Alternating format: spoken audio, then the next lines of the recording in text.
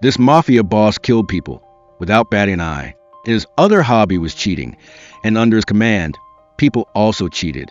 He won a large sum of money from the casino, but what the boss didn't expect was that the group of people sitting at the table across from him were deliberately losing because they were a group of highly skilled professional thieves, and their target this time was safe in the boss's house.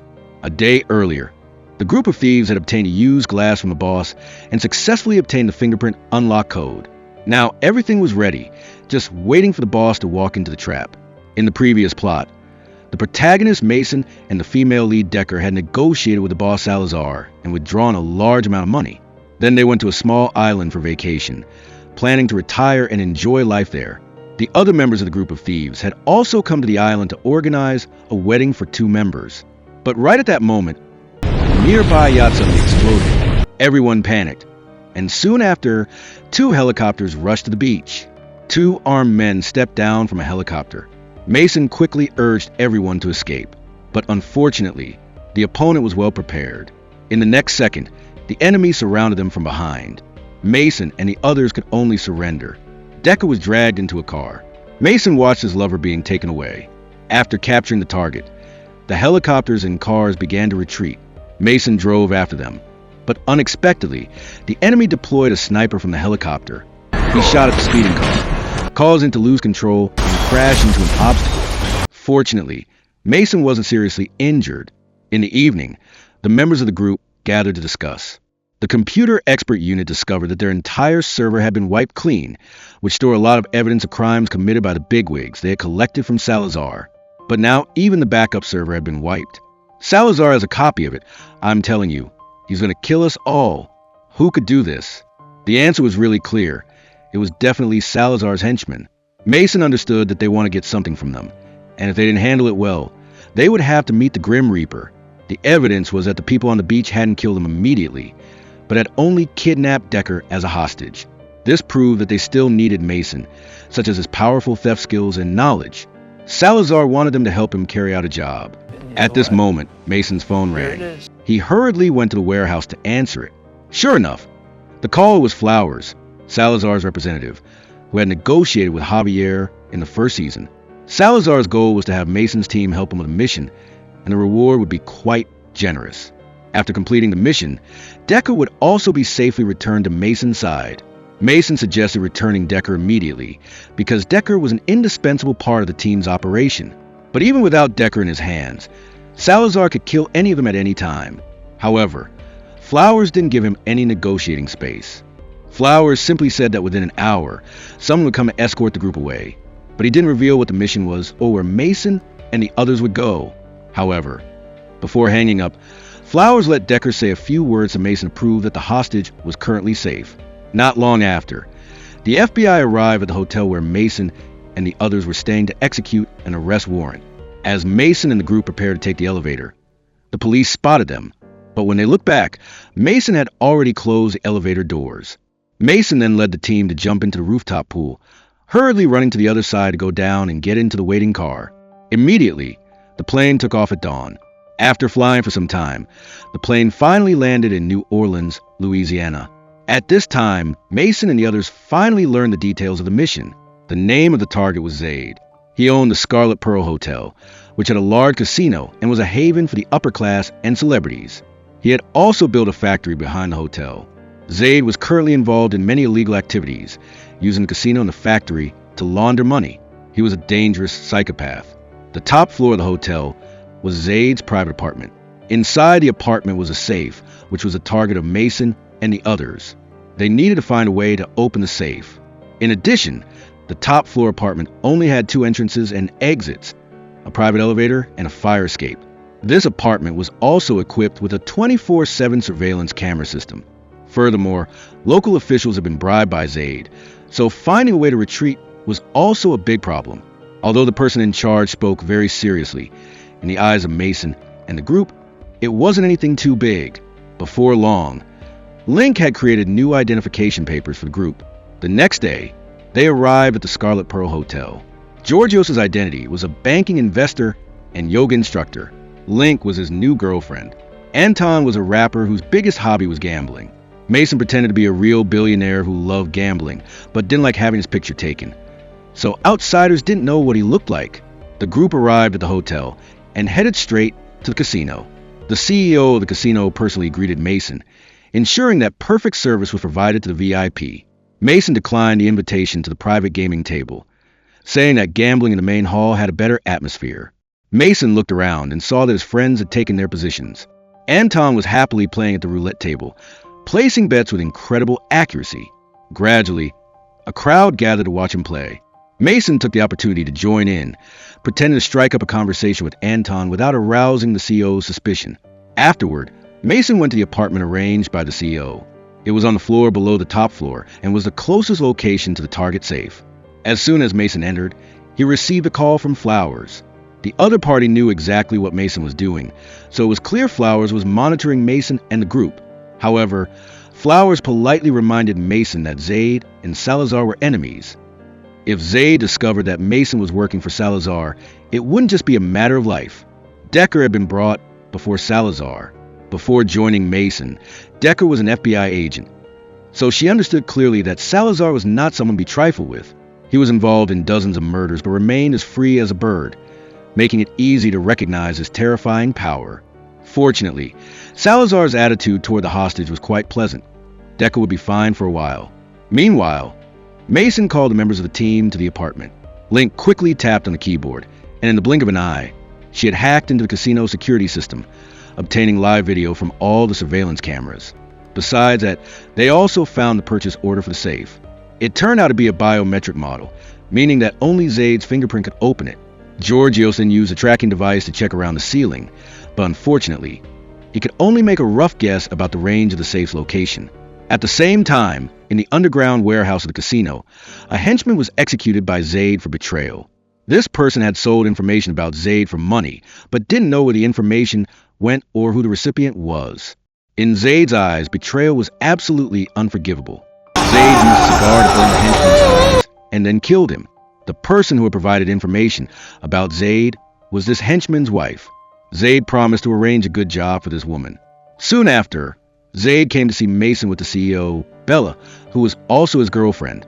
Zaid truly believed that Mason was a mysterious billionaire. This meeting was the most important meeting of the day, and he needed to make a good impression. Mason had his brother asked to pretend to be his assistant. After a few pleasantries, they moved to the bar to discuss things in more detail. At this time, Zaid mentioned a person named Chaz. Chaz was both a friend of Zaid's and a friend of Tanya's, but he wasn't a friend of Mason's. This made Mason feel a little uneasy. Immediately, a feeling of anxiety rose in his heart because he didn't know anyone named Chaz at all. However, to avoid arousing suspicion, Mason had to pretend that he knew this person. He feared that this might be a trap that Zaid had set. Fortunately, Zaid didn't suspect anything about Mason and even invited Mason to participate in a gambling game. Mason had to agree in order to have a chance to get close to Zaid. At this time, Anton took the opportunity to ask about Mason and successfully struck up a conversation with Zaid. Mason quickly suggested a game of cards with Zaid, so Zaid took the opportunity to invite Anton to join the poker game in the apartment on the top floor. Meanwhile, Link, wearing a wig, pretended to be a server at the bar and secretly took the glass that Zaid had used because that glass had his fingerprints on it. This would help her collect Zaid's fingerprints and then use the hyper-seasoned 3D printer to create a fingerprint glove. In this way, they would have the opportunity to open the safe. But Mason didn't expect that the FBI would come to the casino to gamble. Richter had just come out of the restroom with his bag when he was spotted by a police officer. He quickly called a superior, informing them that the criminal group was present at the Scarlet Pearl Hotel Casino. The police chief was shocked to hear this, surprised that that group of people was present in Zaid's territory. Zaid wasn't a good person, and he hoped that Mason and the group wouldn't cause trouble. Otherwise, they wouldn't be able to catch them alive. The next morning, Salazar called early to make a new request from Mason. They knew that Mason's group was planning to open the safe that night and asked to monitor every action of Mason's group in real time. They even requested real-time communication with each member through headsets. Mason felt extremely helpless at this time, but to save Decker, Mason had no other choice but to agree. Salazar also gave one more piece of advice. Zaid's brother was very confident in his poker skills, but Zaid couldn't stand losing at all. Once he lost, he would become violent. Hearing this, Mason finally understood that Salazar and Zaid were actually brothers. Bella was inspecting the casino, and all the staff were fully prepared. However, as soon as Mason finished getting dressed, he received bad news. It turned out that there was another safe on the top floor, located in the staff sleeping area at the end of the corridor. The model of this safe was exactly the same as the previous one, and also had to be opened using Zaid's fingerprints. To avoid triggering the alarm, the safest way at this time was to open both safes at the same time. This meant that two people would need to wear two sets of gloves to operate at the same time. The gloves that had been prepared earlier were damaged, and it would take an hour to make another set. With the current situation, Mason had to immediately change the plan of action. He called Sean and Anton to join Zaid's gambling game, planning to create an incident to attract Zaid's attention. As long as Zaid was left, they could sneak into the room to carry out the theft. However, the plan couldn't keep up with the changes. Earlier, Zaid had mentioned that he had a mutual friend with Tanya, whom he had never met, and that friend was Zaid, a wealthy man. Upon hearing that Zaid and Tanya would meet at the casino, Zaid had taken a private plane in advance to join in the fun. Meanwhile, Link contacted Salazar and informed them that they could monitor tonight's operation via hidden cameras. Time passed quickly. In the evening, Richter quietly retrieved a few boxes of explosives from the car. Mason and his team entered the casino under Bella's guidance. As soon as they sat down, Zaid suddenly broke some shocking news. He informed Mason that their mutual friend Chaz would be arriving soon. Warnings went off in Mason's head. If Chaz came to the casino, he would definitely recognize that Mason was Tanya's person. If this happened, all plans would be ruined. They needed to think of a way to delay Chaz quickly and couldn't let him hinder the plan. Zaid quickly set about introducing the rules of tonight's gambling game, with a minimum bet of $1 million. Mason happily accepted, and the game officially began. At this time, Salazar was monitoring the gambling game via surveillance cameras. Link was trying to locate Chaz. Luckily, the glove preparation was almost complete, allowing Georgios to intercept Chaz. He impersonated a hotel valet and drove away in a sports car. At the poker table, everyone was competing intensely, betting equally. Anton went all in to distract Zaid. Mason and Sean intentionally lost a large sum of money, but the money they lost was from the operating funds Salazar had provided the entire time. Anton asked Zaid how he and Bella had met. Feeling satisfied with his winnings, Zaid candidly said that Bella used to be Salazar's lover, and then Bella became Zaid's girlfriend. Salazar, listening, turned almost green with anger. He was so angry that he shattered the glass in his hand. But Zaid would never suspect that Salazar had set a trap for him. At the poker table, besides Bella, all the others were spies sent by Zaid's brother. At this moment, Link found an opening and whispered a few words to Mason. She secretly placed something in Sean's hand before leaving the poker table. Meanwhile, Zaid was using every trick in the book to cheat, and then bet all his chips. Mason was the only one who chose to follow him. But predictably, Mason lost all his chips in just one hand. This made Salazar extremely angry. Zaid would be at the casino in 5 minutes, and because someone was watching him, Georgios didn't have a chance to act. Hearing this, Link was very worried. She contacted Richter, who was preparing the fireworks, and learned that Richter was ready. Link quickly informed Mason of this news. Mason immediately stood up, using the excuse of going to the restroom, and left the room. As soon as he left, fireworks shot into the sky outside the door. This immediately attracted the attention of Zaid and Bella. Everyone hurriedly left the poker table. Link took this opportunity. She changed the algorithm of the slot machines in the casino, causing many players to win the jackpot. This news quickly reached Zaid. There had been a serious problem with the equipment in the casino. If this continued, it wouldn't be long before the casino faced the risk of bankruptcy. He immediately ordered his subordinates to stop the operation of the slot machines and quickly find the source of the fireworks. But Richter had sneaked away without being detected.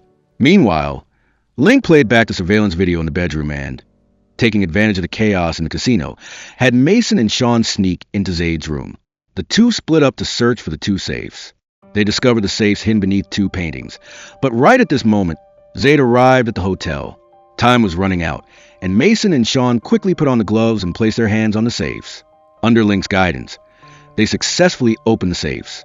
At the same time, Salazar issued an urgent order through the headset, requesting that they take all the hard drives and safes. Mason and Sean began their free shopping spree, not leaving out any cash or jewelry.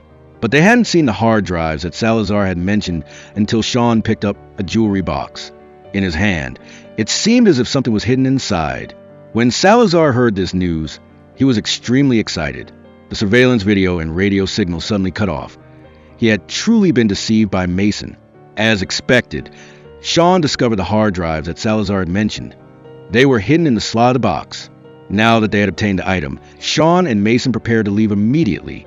Mason returned to the gambling table. Seeing that Zaid was going to deal with the problem of the slot machines and was temporarily absent from the room. Seeing Zaid entering the elevator, Link quickly hacked into the system and trapped him in the elevator, stalling for as long as possible. Bella received the news and quickly apologized to them, then busied herself to find a way to get Zaid out. Taking advantage of this situation, Mason and the group returned to their room. They unexpectedly discovered that Richter had been arrested by the hotel security. They could only rescue him later. They hurriedly checked the contents of the hard drives to find out what Salazar wanted to take from his brother. They only found a cryptocurrency wallet worth $600 million. But the problem was that Salazar was one of the richest people in the world. Would Salazar really care about $600 million? Although he was a money lover, he wouldn't go to such extremes for this amount of money. Mason reasoned that they might have stolen the wrong thing, and there was definitely something more important that they hadn't found yet. Considering the conflict between the two brothers and Bella's complicated relationship with both of them, Mason thought that it was very likely that Bella had copied something important from Salazar and brought it to Zaid. Mason quickly asked Link to check Zaid's recent spending records. Then, Mason called Salazar and made it clear that he wouldn't dare touch Decker. Richter was taken to a secret underground room for interrogation. Zaid asked him what his purpose was in being there and what he intended to steal by destroying the slot machines. Richter, of course, refused to admit anything. Zaid threatened that if Richter didn't reveal the truth, his cigar would burn his eyes. Meanwhile, Mason was preparing to go rescue Richter when Georgios brought bad news. FBI agents had found their way into the hotel lobby, and it was clear they were there to arrest Mason and the others. The situation was becoming complicated quickly. The FBI wanted to arrest Mason, while Mason needed to find out the real target of the theft and rescue Richter at the same time. In addition, Zaid was about to meet Mason, and when they met, Mason would immediately be exposed. In a moment of desperation, Link called Zaid and lied, saying that Zaid was angry after being rescued from the elevator and requested a meeting with Zaid. This saved Richter's life. Soon after, someone called Georgios. Link answered the phone and was shocked to discover that it was Salazar on the other end. It turned out that her husband, Georgios, was Salazar's mole. He had leaked key information that helped Salazar kidnap Decker and wipe out Link's server. Although Georgios insisted he had no choice because Salazar controlled his parents, Link still kicked him out of the room. At this moment, Bella found Mason, and they had a secret conversation. Everything that happened tonight was too coincidental. Bella quickly became suspicious of Mason. She made it clear that she didn't belong to Salazar or Zaid, then asked Mason if the price was right, and what could she help him with. However, Mason didn't easily reveal his thoughts. Suddenly, Link sent a piece of important information. Zaid had previously spent a large sum of money to make an expensive secret compartment, which was a ruby necklace on Bella's neck. Mason's heart skipped a beat. If what Bella said was true, she didn't belong to either side, but was moving between the two brothers, Zaid and Salazar. This necklace probably hid a secret, and this was the real target of the heist. At this moment, Chaz met Zaid. Bella led Mason out of the elevator. As soon as Chaz saw Mason, he asked confusedly, "Who are you?" Link immediately cut the power. Taking advantage of the chaos, Mason snatched the ruby necklace from Bella's neck. Zaid quickly ordered the guards to chase after Mason. Mason contacted all of his teammates through the headset, telling everyone to escape through the underground tunnel to the seafood factory. Link hurriedly retrieved the items to support Mason. Anton sneaked into the basement, eliminated 2 guards, and successfully rescued Richter. However, as soon as the two were about to leave, they were caught red-handed by the FBI. At this time, Zaid called in more police cars to surround the hotel, making escaping safely the biggest problem. Mason and Link disguised themselves as hotel staff, but they were still discovered. So Mason and the others were captured by Zaid. "Give me the necklace." "I can't do that. Your brother will kill the woman I love, and I can't let that happen." At the decisive moment, Georgios ambushed Zaid from behind and knocked him down, but was immediately stabbed in the thigh by Zaid. Unexpectedly, Bella arrived and shot Zaid dead. It seemed she wasn't Zaid's person, and she didn't care about what was hidden inside the ruby necklace, even though it was just something Zaid had asked her to keep. What Bella really cared about were the hard drives that Zaid had taken from her, which contained the $600 million she had seized. As Bella turned to leave, she didn't know that the hard drives had been stolen by Mason's team right before her eyes.